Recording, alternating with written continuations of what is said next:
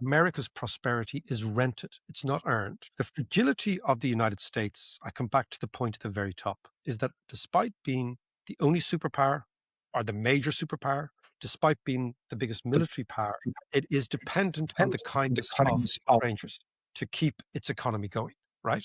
That in Yeah. effect, America's prosperity is rented. It's not earned because they are borrowing 4-5% of GDP every single year just to stand still. Mm. Now, the Europeans are sitting there and have for many years accepted the truism that we need to buy US assets simply because the long-term rate of return, the risk-free rate of return, has been, since the Second World War, the American Treasury, because nobody can contemplate the Americans defaulting.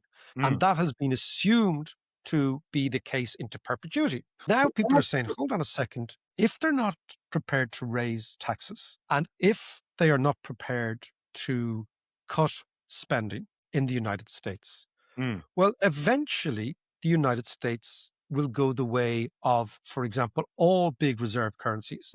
The most local example of that is the English pound sterling, Yeah. which gradually but progressively became a small currency rather than a big currency. Could that happen to the dollar? Of course it could, right? And in fact, the likelihood is that's what will happen to the dollar, right?